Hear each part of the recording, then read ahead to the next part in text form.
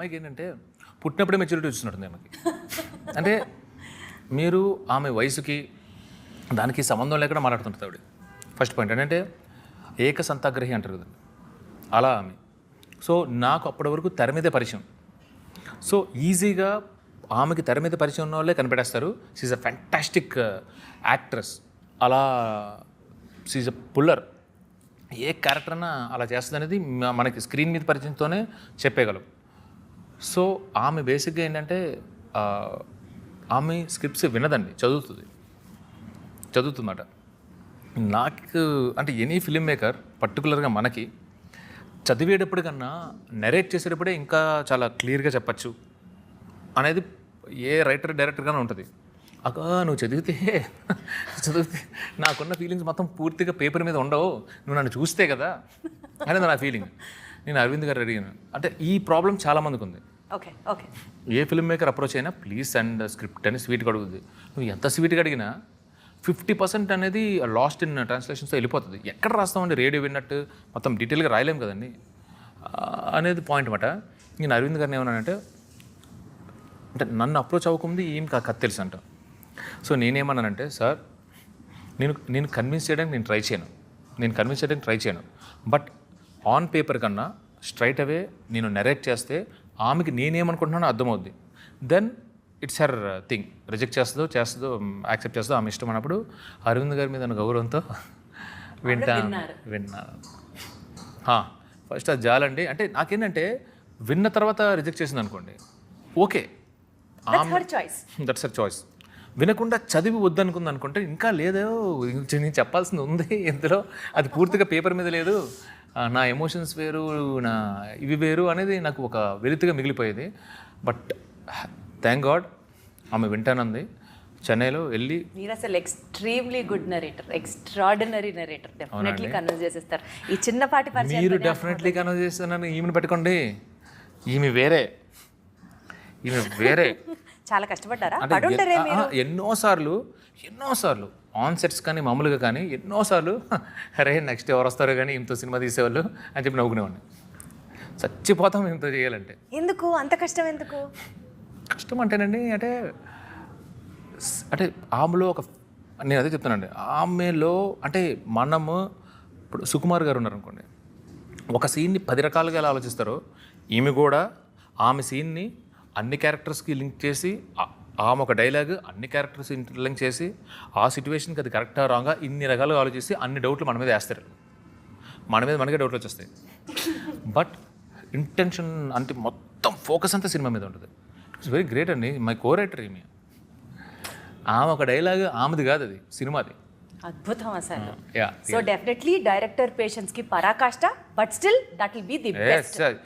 వేరే లెవెల్ అండి. అంటే నన్ను అడుగుతున్నాను కదా, నన్ను అడిగితే అంటే ఇంకా తర్వాత ఎంతమందితో వర్క్ చేసినా కూడా అర్థమవుతుంది. రైట్. సో ఎస్పెషల్లీ ఈ సినిమా మ్యూజిక్ గురించి మాట్లాడితే, సాంగ్స్ ఇప్పటి వరకు రిలీజ్ అయినవి ఏదైతే ఉన్నాయో అది అమేజింగ్. ట్రైలర్ చూసినా సరే, బీజిఎం కానీ. దేవి శ్రీ ప్రసాద్ గారికి కంబ్యాక్ చందు గారి సినిమాతో వచ్చింది అని అంటే, కంబ్యాక్ అంటే నేను అసలు ఒప్పుకోనండి. సీరియస్లీ జనాలైతే టాక్ అలాగే అనిపిస్తుంది. 1 month బ్యాక్ పుష్ప వచ్చింది. Pushpa 2 when compared to Pushpa 1 there is a huge difference. ప్రజలు అంటున్న మాట ఇది, నేను అంటున్నా, నా పర్సనల్ ఫీల్ కాదు.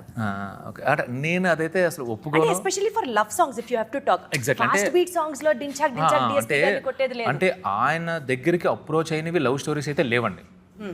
But when it comes to love stories ఇంకా దేవి గారిని కొట్టిందైతే లేదు. ఇది నాకు ఈ పాటలకి ఇంత అద్భుతమైన రెస్పాన్స్ రావడం నాకు కొత్త, ఆయనకు కాదు. సో నాకు అంటే నేను అదే చెప్తాను. అంటే ఇక్కడ you were very specific about the love tracks. మ్యూజిక్లో మీ ఇంటర్ఫియరెన్స్ కూడా చాలా ఉంది.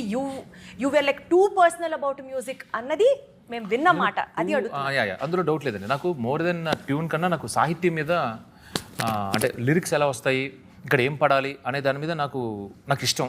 అయితే బట్ నేను ఒక స్టేట్మెంట్ వచ్చి స్టాటిక్ అయిపోయాను. దేవి గారు అర్థం చేసుకునేంతలాగా ఈ కథని ఇంకా వేరే ఎవరు అర్థం చేసుకోలేదండి. ఆయన ఎంత అర్థం కాకపోతే ఇంత బ్యూటిఫుల్ ట్యూన్స్ వస్తాయి. Is a master in it. ఇప్పుడు నేను చెప్తున్నప్పుడు అరవింద్ గారు కానీ, హీరో నాగ చైతన్య కానీ, సాయి పల్లవి కానీ వాళ్ళ డిస్కషన్ ఎంత ఉండేదో దానికి డబల్ దేవి గారితో ఉండేది. నేను ఇలా నెరేట్ చేస్తున్నప్పుడు అంతా విని విని విని విని సార్ ఇక్కడ ఇది అంటే నేను ఆశ్చర్యపోయా. ఈ లెవెల్ ఆఫ్ ఇన్వాల్వ్మెంట్ ఉంటే ఇంకా అసలు ఏం కావాలో ఒక డైరెక్టర్కి మీరు అర్థం చేసుకున్నట్టు ఈ కథని ఇంకెవరు అర్థం చేసుకోలేదని అందుకే ఇంత బ్యూటిఫుల్ వచ్చాను. అసలు మీరు చెప్తుంటే చందు గారు ఎవ్రీ డిపార్ట్మెంట్లో ఉన్న యాక్టర్ కానీ మ్యూజిక్ కానీ ఏది చూసుకున్నా సరే టాప్ నాచ్గా అర్థమవుతుంది. మీరు ఇప్పుడు విజువల్స్ చూస్తుంటే చూడండి ఎంత బ్యూటిఫుల్గా ఉంటాయంటే, అందుకే మా శ్యామ్ దత్ కానీ మా నాగేంద్ర కానీ ఆ డిజైన్ ఇచ్చినప్పుడు వాళ్ళు తిరిగిన ప్రదేశాలు ఈ కథ ఇక్కడ జరగాలి అని చెప్పి లొకేషన్స్ ఆర్ సో ఇంపార్టెంట్. అక్కడ తీసిన విధానం నేను ఇంత తీస్తా నేను ఎగ్జైట్ అయిపోయి, బట్ ఆడియన్స్కి ఏం కావాలి అనేది కట్ చేయడంలో నవీన్ ఈజ్ అన్ ఎక్స్పర్ట్ అండి. Seriously I'm blessed.